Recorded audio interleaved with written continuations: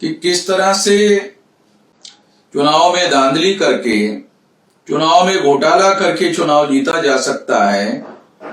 इसका बहुत बड़ा उदाहरण चंडीगढ़ के चुनाव में दिखाई दिया।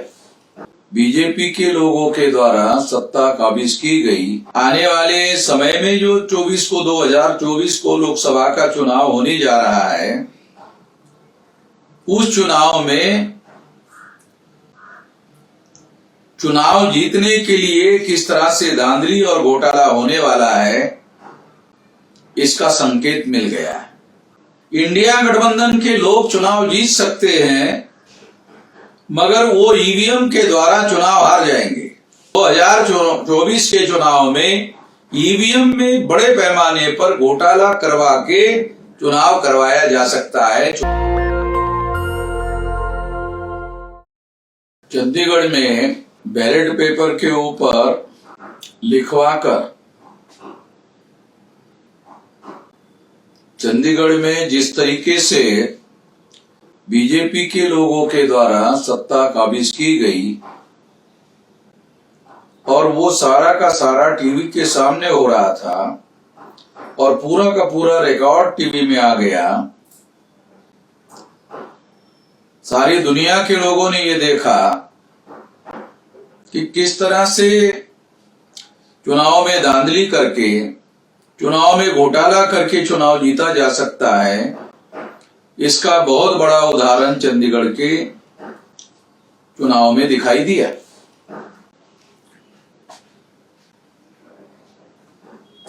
इस बात को ध्यान में रखते हुए मैं इस बात को ऐसे मानता हूं कि यह एक 2024 में होने जाने वाली, जो आने वाले समय में जो 2024 को लोकसभा का चुनाव होने जा रहा है, उस चुनाव में चुनाव जीतने के लिए किस तरह से धांधली और घोटाला होने वाला है, इसका संकेत मिल गया है।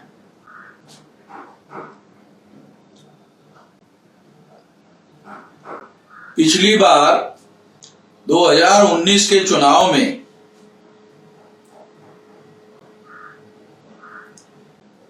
बीजेपी को 37.7% वोट पड़े थे। इसका मतलब यह है कि 62.3% वोट अपोजिशन पार्टी को मिले थे। तो फिर अपोजिशन पार्टी चुनाव क्यों नहीं जीती? तो अपोजिशन पार्टी के लोग यूनाइटेडली चुनाव नहीं लड़ रहे थे, बिखरे हुए थे और इस वजह से वो चुनाव हार गए थे। इस बार जो बिखरे हुए लोग थे वो सारे के सारे इंडिया गठबंधन के नाम पर इकट्ठा हो गए। ऐसा होने की वजह से 37.7% वर्सेस 62.3% के बीच में ये लड़ाई है। इस आधार पर यह कहा जा सकता है कि बीजेपी के चुनाव जीतने की संभावनाएं दूर दूर तक नहीं है। इसके बावजूद भी नरेंद्र मोदी और भारतीय जनता पार्टी और आरएसएस के लोग चुनाव जीत सकते हैं। और चुनाव जीतने का तरीका क्या होगा, ये बात चंडीगढ़ के चुनाव में जो टीवी के सामने हो रहा था उससे पता चलता है। इंडिया गठबंधन के लोग चुनाव जीत सकते हैं, मगर वो ईवीएम के द्वारा चुनाव हार जाएंगे। इसकी ज्यादा से ज्यादा संभावना है। ऐसे परिस्थिति में भारत के जो मतदाता है उन लोगों को जगाया जाना बहुत जरूरी है, इनको समझाया जाना बहुत जरूरी है, जागृत करना जरूरी है। इस बात को ध्यान में रखते हुए, चंडीगढ़ का उदाहरण देते हुए मैं ये बात समझाने का प्रयास कर रहा हूं कि 2024 के चुनाव में ईवीएम में बड़े पैमाने पर घोटाला करवा के चुनाव करवाया जा सकता है, चुनाव जीता जा सकता है। इसका उपाय ये है कि सारे अपोजिशन के लोग मिलकर ईवीएम के द्वारा चुनाव ना हो, इसके लिए कोशिश करना होगा। अगर सारे अपोजिशन के लोग मिलकर सड़कों पर आंदोलन करने का काम करते हैं तो ईवीएम के द्वारा चुनाव नहीं होगा, बैलेट पेपर पर चुनाव होगा। और बैलेट पेपर पर चुनाव होने के बाद बीजेपी गठबंधन के चुनाव जीतने की संभावना नहीं रहेगी। एकमात्र संभावना है बीजेपी के चुनाव जीतने की, और वो ये है कि वो ईवीएम में घोटाला करे। जिस तरीके से बिहार में नीतीश कुमार को हाईजैक किया गया और झारखंड के अंदर भी ये खेला करने की कोशिश हुई और तमाम राज्यों में ऐसा प्रयास किया जा रहा है, ये प्रयास भी इस बात का सबूत है। किस बात का सबूत है? इस बात का सबूत है कि नरेंद्र मोदी चुनाव के पहले ही इस बात को स्वीकार कर चुके हैं कि वो चुनाव जीतने वाले नहीं है, और इसी वजह से वो ये सारी बातें करते हुए दिखाई दे रहे हैं।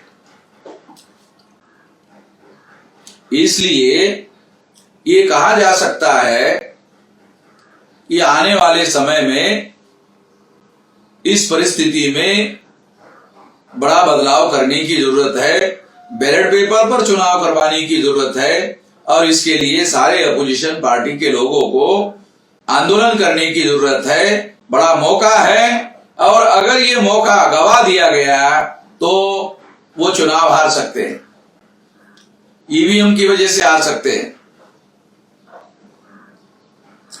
अडवाणी जी को भारत रत्न का खिताब दिया गया, तो मैं ऐसा मानता हूं कि अडवाणी जी को भारत रत्न का खिताब देने के लिए एक बहुत बड़ा कारण, एक ही कारण पर्याप्त है कि अडवाणी जी के पास में कांग्रेस के लोग 2004 में 2009 में घोटाला करके जो चुनाव उन्होंने जीता था, इसके विरोध में सुब्रमण्यम स्वामी और अडवाणी ने इसके विरोध में बयान दिया था, और ये मामला वो सुप्रीम कोर्ट पे लेकर गए थे। कांग्रेस के लोग अडवाणी के पास गए थे कि हमने 2 बार घोटाला करके चुनाव जीता है, आप 2 बार घोटाला करके चुनाव जीतो, मगर इसके बारे में चुप रहो। मगर अडवाणी जी ने इस बात को मान्यता नहीं दी, इस बात को मानने से उन्होंने इनकार कर दिया।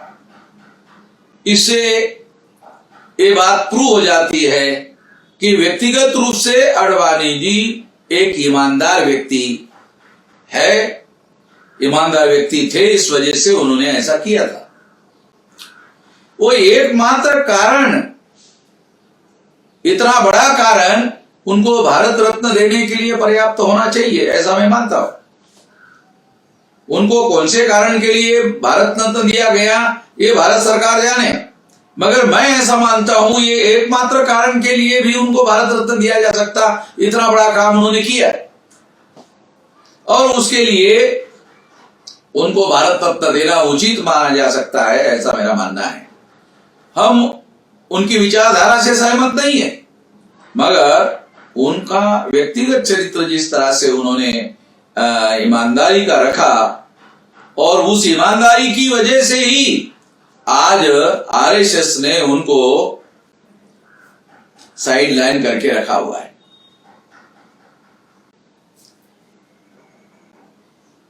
जबकि सभी प्रकार की योग्यता के बावजूद भी उनको एक अवसर दिया जाना चाहिए था,